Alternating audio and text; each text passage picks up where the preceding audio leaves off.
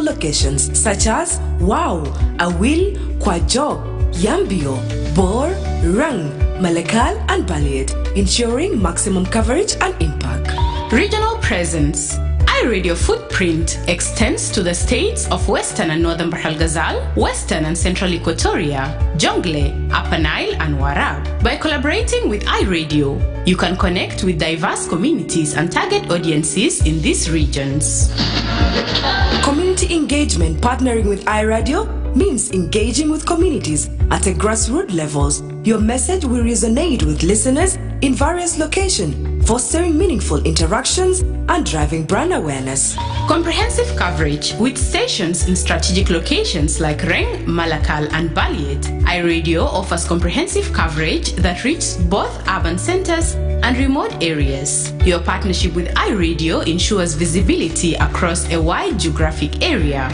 Don't miss out on the opportunity to amplify your message with iRadio. Partner or advertise with us today and make your voice heard across South Sudan.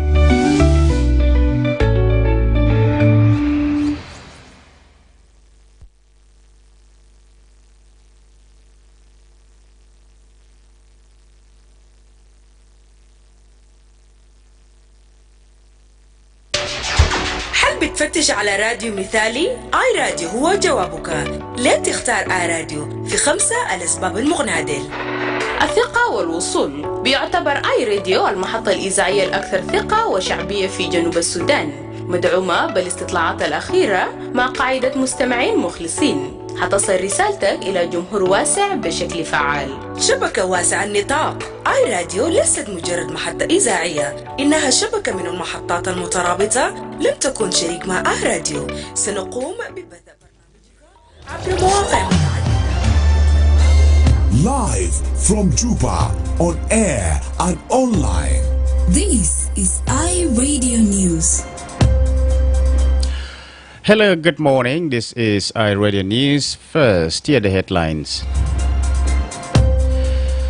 South Sudan's government and international oil partners have agreed on new measures aimed at boosting the country's oil production.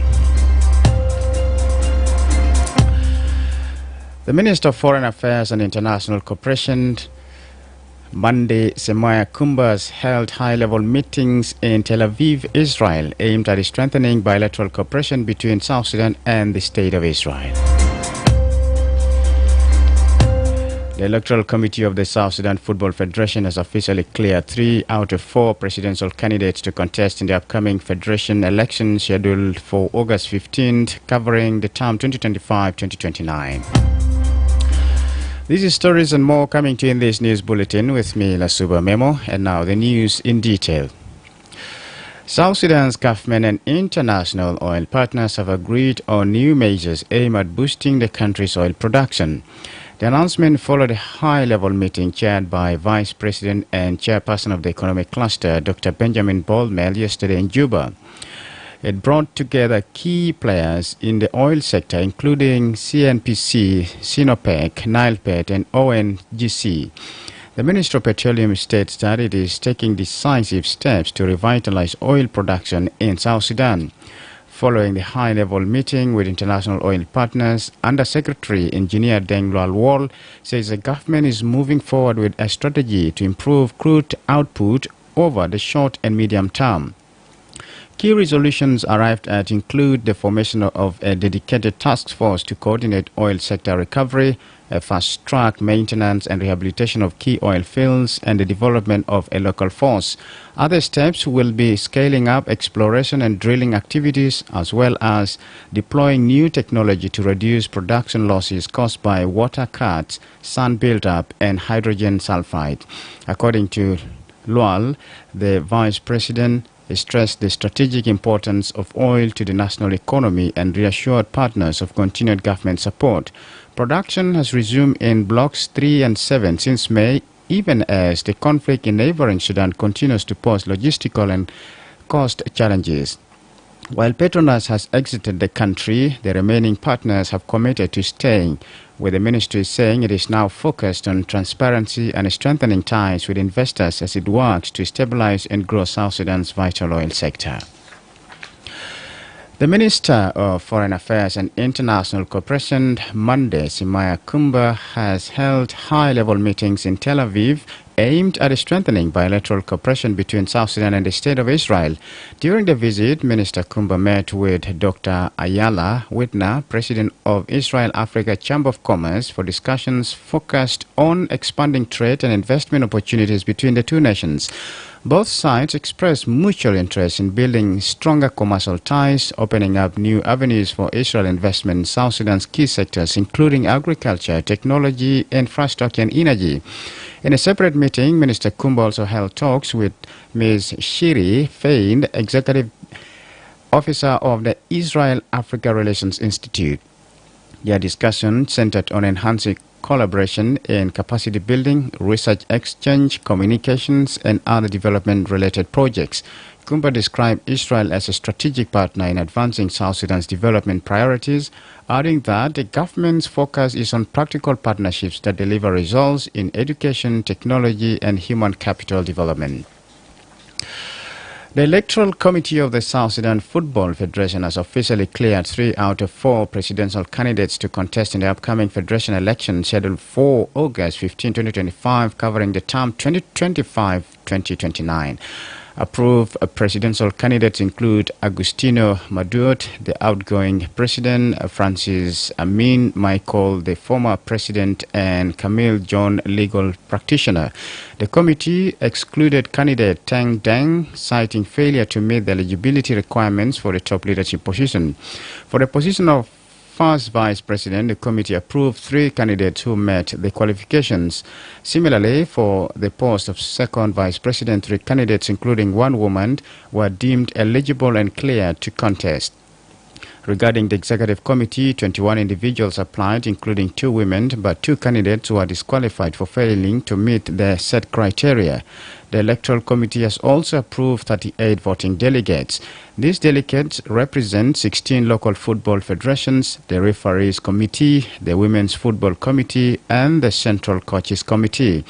They will cast vote in the August 15th elections to determine the new leadership of the South Sudan Football Federation. During the announcement, Advocate Anes Paulo Marino stressed that the vetting and selection process was conducted transparently and fairly in full adherence to the SSFF statutes and electoral code. This is iRadio News, and now to the international scene. The U.S. administration has turned to the African continent as another destination to deport migrants who it says are convicted criminals. While dozens have been flown to countries in Central and South America, 12 men from countries including Mexico, Myanmar, and Yemen were sent last month to Eswatini and South Sudan. 1 South Sudanese was also flown back home. Other African countries are also reportedly being courted by the U.S. to accept people whose home countries will not take them back, according to the U.S. authorities. President Donald Trump's mass deportation pledge drew support during his campaign last year. But UN rights experts and human rights groups are alarmed by what has happened and argued that these removals to a nation that is not the migrants' place of origin, known as third countries, could violate international law. Finally, as Ukraine's MPs gathered at Parliament in Kiev on Thursday, Samuel Kabot signs the read, "We are with our people." It was a message to thousands of young protesters who had taken part in the biggest anti-government demonstration since the start of Russia's full-scale invasion. They were out in force again on Thursday. The MPs then entered Parliament, the Rada, and took part in a vote that overwhelmingly overturned a law introduced by President Volodymyr Zelensky last week that curtailed the independence of 2 key anti-corruption agencies known as NABU and SAB, the National Anti-Corruption Bureau and a Specialized Anti-Corruption Prosecutor's Office. This is iRadio Morning News, and to end this bulletin, here's a recap of the headlines.